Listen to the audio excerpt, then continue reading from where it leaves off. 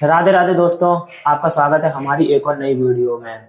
आज हम लोग फिर से पूछते हैं एक और सवाल ऋषि भैया से। चलिए भैया, लोग बताते हैं कि शिव भांग पीते हैं, चिरस पीते हैं। क्या ये बात सच है कि वो ये नशा करते हैं?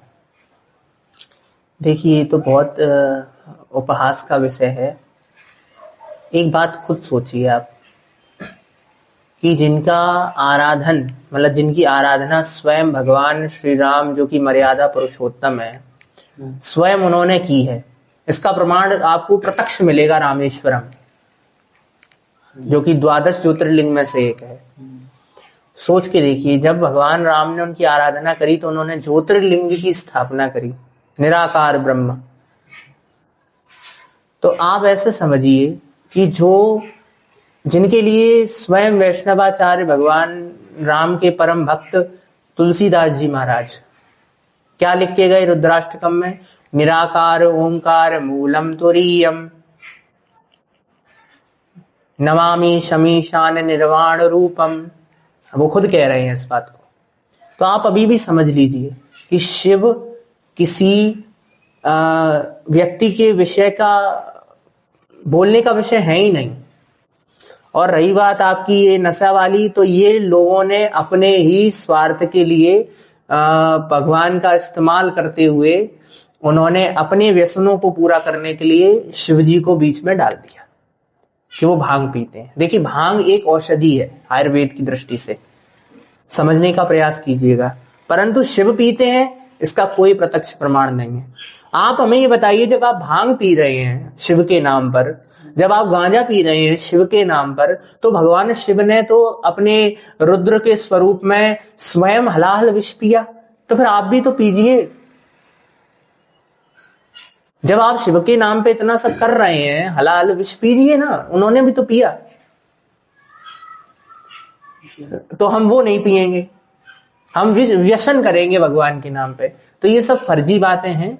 देखिए, शिव साकार भी हैं, शिव निराकार भी हैं, परंतु उनका जो मूल स्वरूप है वो निराकार है, ज्योतिर्लिंग है। और आपको इसका प्रमाण भारत में द्वादश ज्योतिर्लिंग के रूप में मिल जाएगा, क्योंकि कहीं भी शिव जी की मूर्ति स्थापित नहीं है। वो निराकार भी हैं, वो साकार भी हैं। वो क्या है क्या नहीं है, इसका पार आज तक कोई नहीं पा पाया। तो हम और आप क्या पाएंगे? उनको किसी भी सीमाओं में बांध देना सूर्य को दीपक दिखाने जैसा हो जाएगा कि हम सूर्य को दीपक दिखा रहे हैं। क्या दिखा पाएंगे आप सूर्य को दीपक? तो कैसे बांध सकते हैं आप शिव को सीमाओं में कि वो गांजा पीते हैं, भांग पीते हैं? क्या आपके मन गढ़ंत हैं सब? तो बस इतना ही हम बोलेंगे।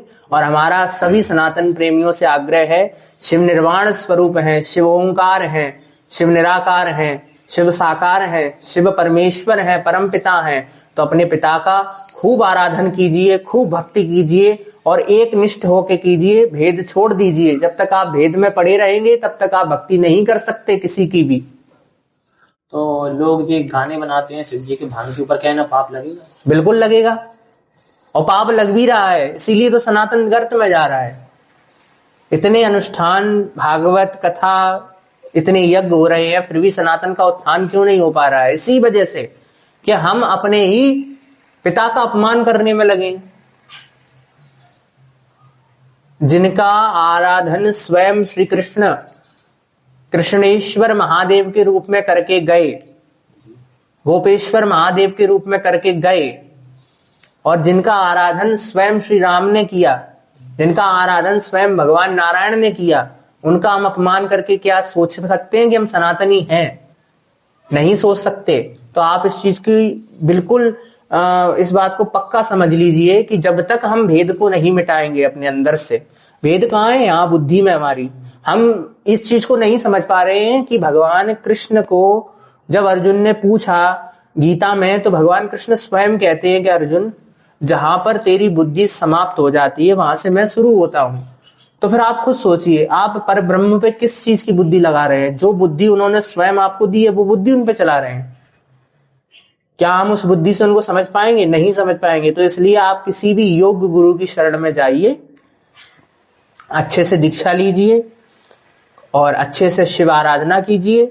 जब आप अच्छे से करेंगे तो आपको स्वयं शिव ही बता देंगे कि वो क्या है, क्योंकि शिव किसी के बोलने का विषय नहीं है। और ना शिव किसी किताब का विषय है। शिव अनादि हैं, अनंत हैं, परमेश्वर हैं। वो आपके ही अंतःकरण में आत्म स्वरूप में विराजमान है। जब आप उनकी पूर्ण गुरु दीक्षा लेकर साधना करेंगे तब आपको वो अपने स्वरूप का ज्ञान करा देंगे कि वो क्या है। तो अनुभव से पता चल जाएगा ना कि क्या है। उसी प्रकार जिस प्रकार हमें ये पता नहीं होता है कि जैसे अमुक अमुक वस्तु है, हमें उसका टेस्ट पता नहीं है, तो कोई कुछ अंदाज बता रहा है, कोई कुछ अंदाज बता रहा है, पर हम कब जान पाएंगे उस वस्तु का टेस्ट? जब हम उसको चखेंगे। उसी प्रकार जब हम अपने शिव को कब जान पाएंगे? जब हम शिव से जुड़ेंगे। दूर से बैठ के ये चैनलों में बैठ के, ये मीडिया वाले के चैनलों में बैठ के शिव के बारे में बोलना बहुत आसान है। आप शिव की आराधना करके देखो, जिनकी आराधना स्वयं भगवान राम ने की है, वो हैं शिव, जो रामेश्वर हैं। राम और शिव में कोई अंतर ही नहीं है। ये बात स्वयं श्री राम ने शिव जी से कही है। किसमें? पद्म पुराण में, शिव गीता में।